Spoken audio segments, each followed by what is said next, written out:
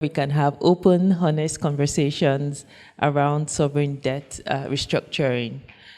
Like Ohio said, I'm an editor on Afronomics law. I'll just introduce us to Afronomics law for those of us that are not familiar with it. Afronomics law is a leading resource on international economic law. We focus on ways to reform and transform the international economic law architecture from the perspectives and the positions of the global south.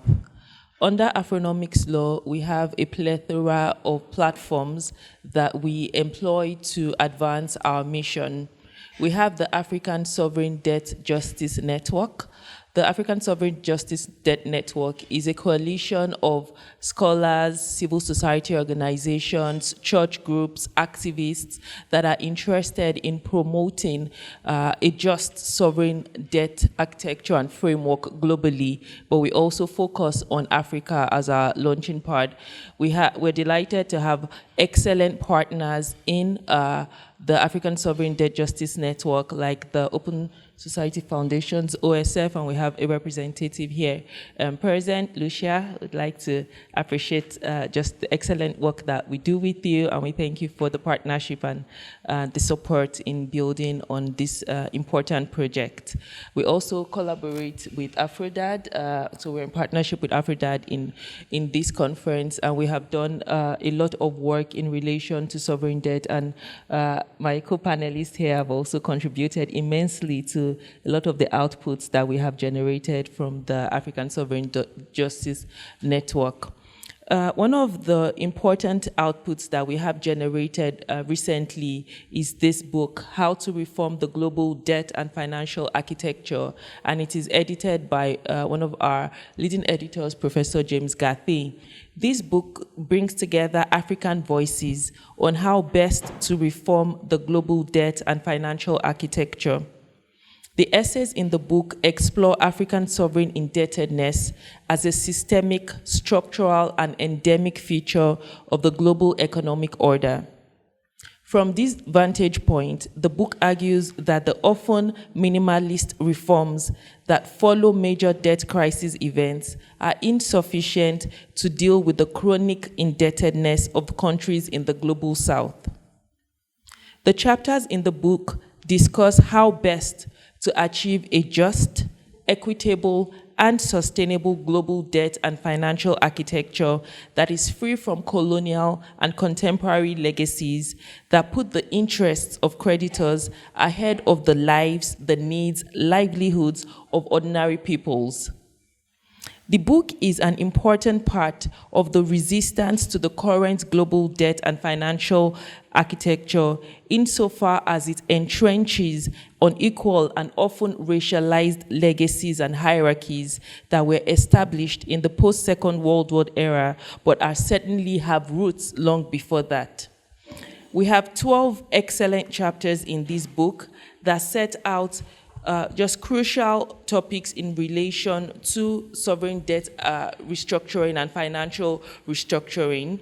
And we explore these issues from global perspectives, but we also have specific case studies from around the global south. We have studies in relation to strategic ways to ensure that we have outputs that can be generated in relation to just guidelines and points that countries can implement in the work on sovereign restructuring. And I think that we have provided guidance that countries have actually implemented at national levels in Africa. So some of the chapters that we have include the pressing call for an international debt restructuring framework and potential gains its creation will have for African countries by Magali Masamba, who was one of the speakers in the previous panel. We have Designing an African Common Position and Strategy on Vulture Litigation by Mary Louise Aren. Deterring Debt Vultures from Distressed African Sovereign Debt by Godfrey Adonu. We have Sovereign Debt as Investments, Dispute Resolution and Restructuring in Times of Crisis by Ohio and myself. Debt Restructuring under G20 Common Framework, Austerity Again, the case of Zambia and Chad by Nona Tamale here. We have COVID-19 and balance of payments crisis in Africa, a critique of IMF WTO convergence of roles in the balance of payment surveillance of developing countries by Akinyi.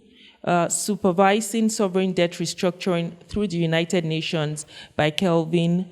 We have the African sovereign debt crisis. Is the African repo market the solution by Homan? We have the challenge of collateralization of public assets in loan contracts and indentures by Ian.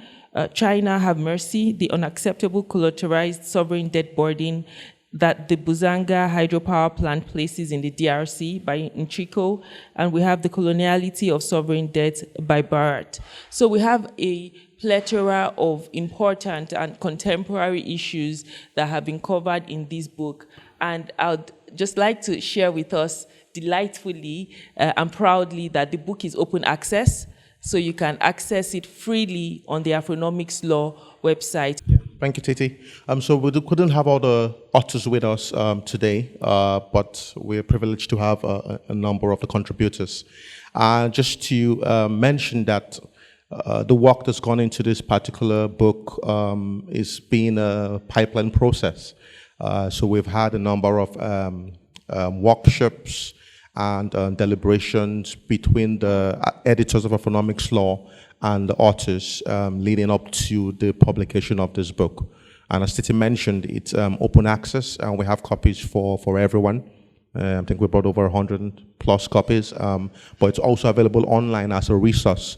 And this is very important or instructive because it's important to remember that the knowledge production or knowledge production around sovereign debt contracting and all aspects of it, it must be owned by Africans. We need to be leading in the innovations and the design of principles and solutions which are African-centered. And obviously this is quite critical to the particular theme of this conference. And so we will just call on our panelists to speak briefly to some of the cross-cutting themes and recommendations that have come out from this book. And then we'll welcome your contributions and your feedback, which will help us in building forward the work we still that's ongoing in relation to this project. So I will just invite Nona Tamale now to, yeah. All right, thank you so much, Ohio and Titi, for the introduction and for laying the background. My name is Nona Tamale. I lecture at Makerere University in Kampala, Uganda, and I also work with the African Sovereign Debt Justice Network. So I will speak briefly to my chapter in this paper, which speaks to austerity during debt restructuring, specifically in the era of the G20 Common Framework. And so the background of this paper was I had been part of a team before at Oxfam that was looking into IMF loans during the COVID pandemic, at a time when the IMF was saying, no, we've moved on from austerity, that's a thing of the past, but the loan programs were saying something different. It was, okay, for now, as countries, breathe, respond to the pandemic, but within a year or 2 years, get back with fiscal consolidation or austerity programs and, fix the budgets. And so it seems, my analysis shows that it feels like austerity has become dogma and it has been embedded so much within fiscal policy on the continent, almost like there is no alternative. Now, so many times when we speak about austerity, especially when we're speaking with people at a national level, the argument is, but our governments overspend, Our governments, there's a lot of wasteful expenditure, and I agree there is in some instances when we release these national budgets and Office of the President has, State House has almost 1% of the budget, and you're wondering what exactly is this money, classified expenditure. But when we speak about austerity, many times it's actually expenditure that is linked to alleviating poverty, human rights expenditure. So for instance, health budgets, education budgets, social protection budgets, and those are the kind of expenditures that that are at risk the most when we discuss austerity. And so what the chapter was looking into the debt restructuring under the G20 common framework to find out whether we're still following the same trend as we have historically, or if indeed things had changed. And unfortunately, the trend goes on. So for those who've been following the trends from the 90s and the structural adjustment programs to the poverty reduction agenda to the post-financial crisis period, all the way to now post-COVID, we are still discussing the same prescriptions of austerity that have previously not worked, and we don't expect them to be working now. And so if we know this, if the literature shows that it's not working, then why do we still, as African countries, accept to do, to undertake austerity programs? So the paper discusses two things. One, in some instances, it's part of the conditionalities that come with loan programs, especially the IMF has been linked to those, but even other loan programs, reason being, austerity has been embedded in the financial system itself to a point that it is within the debt sustainability, the way they measure debt sustainability, it is within assessments done by credit rating agencies. So it's almost assumed that if you are a country that is broke, get on with the program, start cutting immediately before you even approach the IMF. They should see when you come begging at the door that you're already doing something for yourself. We help those who are helping themselves, that argument. And my paper tries to suggest an alternative. And I come at it from the position of debt sustainability. When we talk about debt sustainability, what do we actually mean if we break down that term? So when you look at the IMF documents, the World Bank documents, the argument, what is debt sustainability? Ability to repay debts currently and in the future, right? And when you think about that definition, there's two things that come out. Number one, it's focused on economic growth. How are you going to be able to repay right now? So it's a very narrow focus that's looking at what are you doing now to be able to repay debts to creditors as they're falling due. Do we have alternatives? Yes. Another alternative definition came from the UN. So the UN published the UN Basic Principles on Sovereign Debt Restructuring. And under that, they have different principles, but the sustainability principle particularly urges for governments, for international actors to generally think about debt sustainability more broadly. Thinking about not just economic growth, but sustainable development, the economic and social costs, as well as the human rights implications when you're doing a debt restructuring. And so combined with that is the argument that, okay, if we look at debt sustainability with a broader conceptualization like the UN proposes, then that means we then also move on to look at issues like shared responsibility. And this is a concept that has been discussed in the debt literature. When we think about shared responsibility, it means, well, debt is not an issue of the borrower country. It borrowed from somewhere, right? So shared responsibility means debtors and creditors are equally responsible. And what does that mean? We talk about mutual accountability, but also a responsibility to ensure that lenders don't lend in a manner that leads to unsustainable debt in borrower countries. But when we're having these discussions, G20 and all that's going on right now, it just feels like the narrative is countries overborrow, countries have wasteful expenditure, pay back the debt. But we don't really get to hear what the creditor side is, the creditor responsibility. And my paper, just to conclude, urges that we start to think of alternatives. And it's great that we're having this discussion here. How do we reimagine a world order where we are not relying on the same institution that's a lender and a borrower, the World Bank and the IMF, to also be the ones to determine how we measure sustainability? Because, of course, there is going to be a bias. Is it time for us to move away? And I agree and lean towards scholars, civil society, who argue that maybe we need to be moving towards having an entity like the UN do it. Why? One, it's a more democratic entity. When countries came up with the definition of sustainability in the basic principles, they did so democratically. And just to say, it was voted for by 136 countries, 50 of which were African. Whereas when you think about the IMF definition that we all, for some reason, like it's almost like impossible for you to mention in a discussion that we move measurement of data sustainability away from the IMF and the World Bank. But who actually comes up with decisions around that? It's, the advanced economies. How many of them? Maybe less than 10.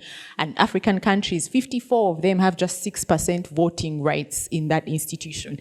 The reality, though, is the IMF view, which is a narrow one that has austerity embedded in it naturally, automatically, is the one that is the reality. It's the one that we use today. And so my paper begs us to challenge us to look beyond and think beyond that narrative. How do we have the broader definition of debt sustainability when we're doing debt restructuring? Because automatically that would make us question the need for having austerity as part of the conditionalities for debt relief for countries, or even as part of the debt restructuring package. Thank you.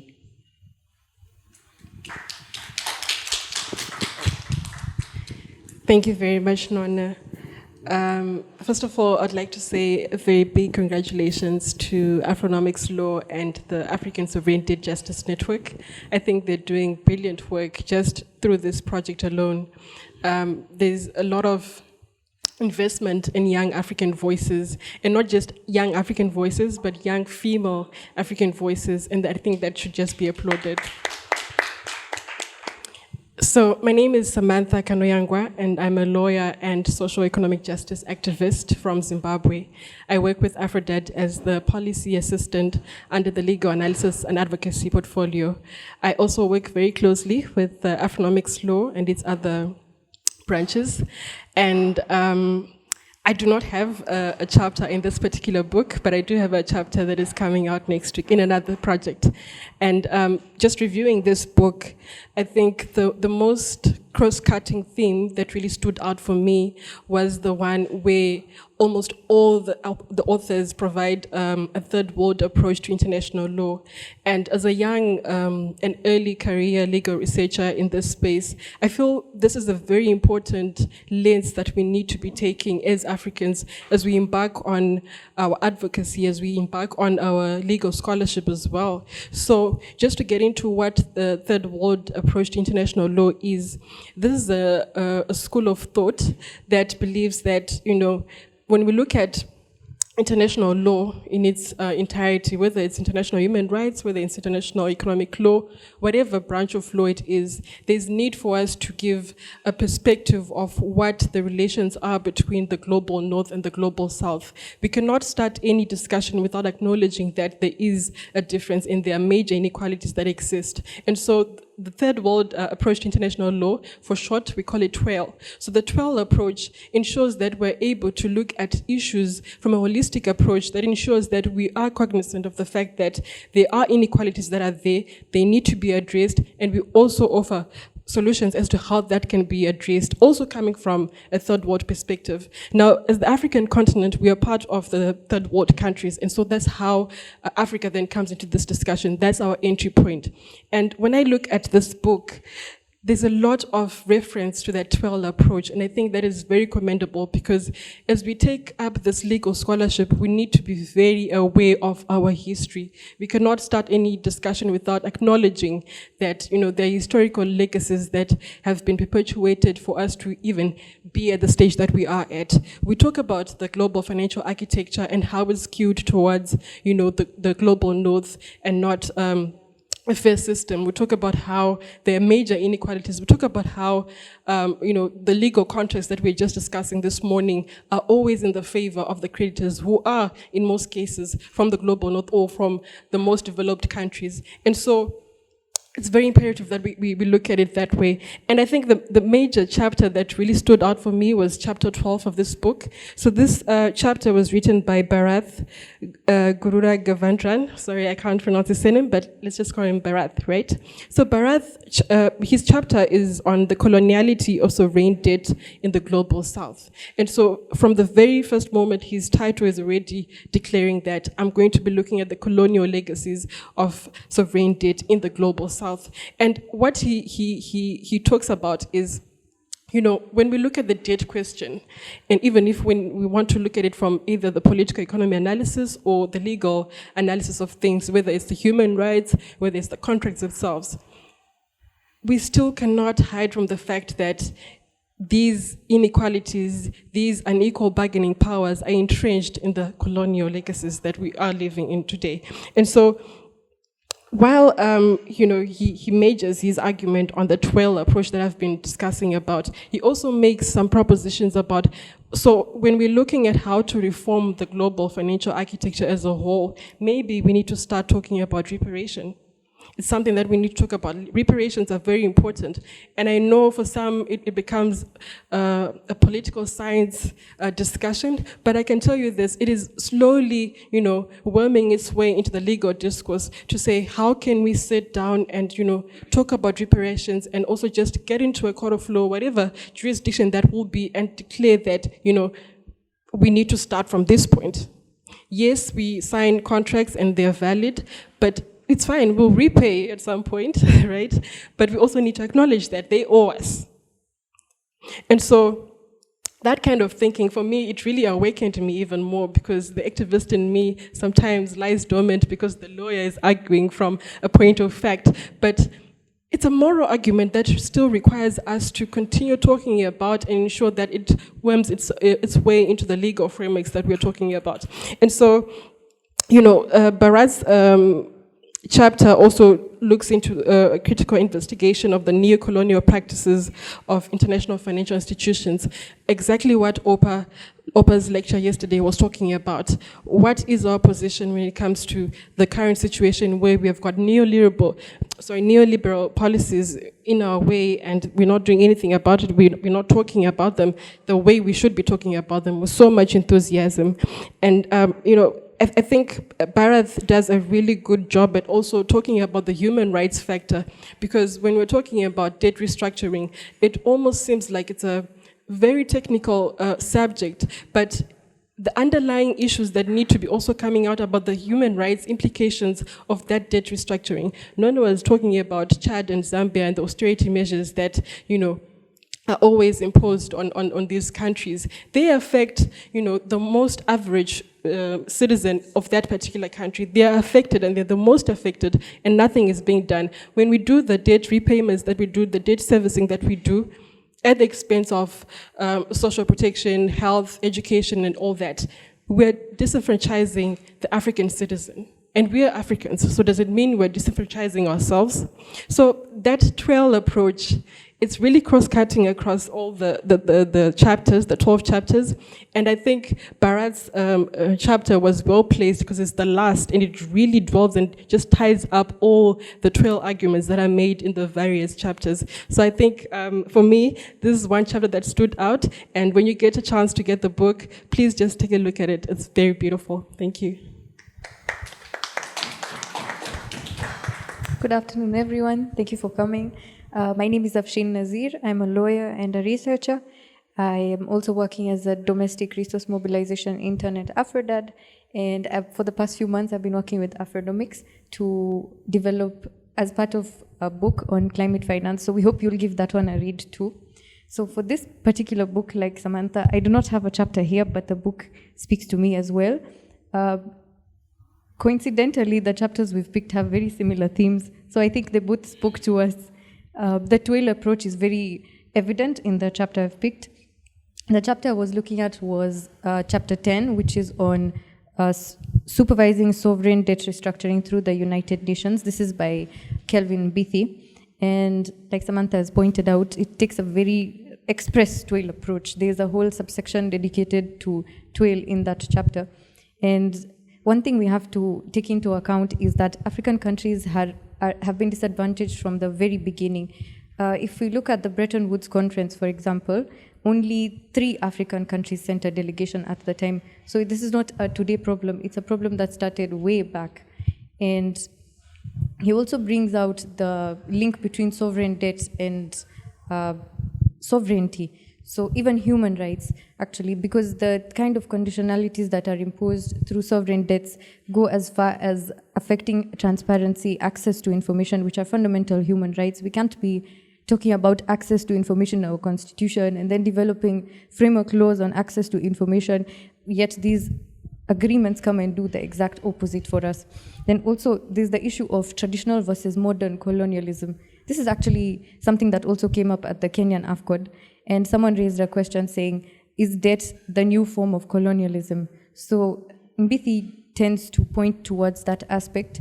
Traditionally, the type of colonialism we are seeing through debt was through very military-centric approaches. So if a country didn't pay their debts, then we'd go in and take their territory. So an example is in the 1880s when Egypt defaulted and Britain went and took over the territory. There's also a similar example for 1840s. In the 1840s when US defaulted on its loan, but the same thing did not happen for the US. So this is even 2 centuries back, we are seeing differential treatment. We're seeing how Africa is being treated differently compared to the West for the same debt default scenario. And then there's also, on the aspect of sovereign debt and sovereignty, there's also the aspect of loan agreements. And if you are in the panel in the morning with Samantha, Prof. here, they were talking about clauses in loan agreements related to debt. And a lot of these loan agreements tend to be secretive. So the fact that they're secretive, they're hidden from the ordinary citizens who will actually be paying those debts. So like I said, the transparency and access to information aspect affects human rights, which is also negatively affecting our human rights. So we can see the link between sovereignty, sovereign debt, and even human rights. So Biti then goes on to look at the role of the IMF and the World Bank, and he says these are not the right institutions to reform the global debt and financial architecture. Why? Because if we look at the voting quota system in the IMF, if we want to change the voting quota, we need 85% of the vote, yet the US holds 19.6% of the vote. I think it's 19.6%. Also, IMF tends to ignore the long-term consequences of their short-term debt requirements. So IMF is not best placed to address our concerns. And like Samantha pointed out, it's very skewed towards the global north. So we can't expect global south interests to be upheld by an institution that's skewed towards the global north. So after giving us this background, he talks about the role of the UN. And he does this in a very interesting way because he looks at the United Nations General Assembly, the United Nations Conference on Tax and Development. Then he looks at the United Nations Secretary General, the United Nations Economic and Social Council, as well as the Security Council. So the United Nations General Assembly, I'll just be calling it UNGA. So there's UNGA Resolution 69/319 on the international sovereign debt restructuring principles. It sets out principles such as transparency, good faith, access to information. These are principles we are advocating for already. And the fact that that resolution was passed shows that there's an international desire to reform the international global debt and financial architecture. But the problem is that UNGA resolutions are soft law, meaning that they're not binding on states, which it becomes a problem because now we can't enforce them. But he does suggest the establishment of an international court. So the UNGA resolution actually contradicts the argument that we should go on a case-by-case basis. So we can have a general set of rules, and yes, let's do the case-by-case basis, but let's do it through a court. So we have at least an overarching set of principles that we are following, although we are looking at a case-by-case basis. That's on UNGA. Let's look at the United Nations Conference on Trade and Development. I'll be calling it UNCTAD. So UNCTAD has been involved in Global South, advocating for the Global South interest in sovereign debt restructuring as far as 1971. So in Lima, UNCTAD brought out the interests of the Global South with regard to sovereign debt restructuring. And more recently, in 2015, it was also part of the ad hoc committee on developing an international legal framework on sovereign debt restructuring. So you can see UNCTAD also has expertise on this subject. If we look at the Secretary General, whose work is to look at treaty implementation, the expertise of the Secretary General can be applied in supervising sovereign debt restructuring, particularly in the form of a treaty. So if there's if we formulate a treaty on sovereign debt restructuring, it can be the Secretary General's work to supervise that implementation. There's also the Economic and Social Council, and because the debts that we are seeing have economic and social impacts in terms of our rights, economic and social rights are rights that need financing to be achieved. So the Economic and Social Rights, the Economic and Social Council is also crucial to any discourse we are having on the international debt restructuring discussion, because human rights have become an inextricable part of the discussion. But generally, you can read more. There's a lot. It's a very insightful chapter. I would highly recommend reading it. But generally, he concludes that along the themes of, if we want to make Africa a rule maker, not a rule taker, we can't go to lending institutions. There's a conflict of interest problem there. How can the same lending institutions which have interest in this matter be the forum for us to reform the global debt and financial architecture? We have to look at it from a lens of international attention. So the international debt framework needs international attention, not attention at a lending institution level. And I hope I've done this chapter justice. Thank you very much. Thank you very much, panelists. That was excellent. Obviously, the aim was to give you a kind of an overview of some of the key arguments and recommendations that are in the book. As I mentioned earlier on, we do have copies available, and we would, through the organizers for AfroDad, we will make this available to everyone. And it's also available in terms of a soft copy, which is on our website, phonomicslaw.org, and it's open access. And I should also mention, we're also currently working on we have another book which we'll be launching in Nairobi during the African Climate Summit as well. So watch that space. There are other chapters which have not been covered. As Dr. Adebola mentioned earlier on, there are 12 chapters in the book. And our panelists have done an excellent job in highlighting some of the key themes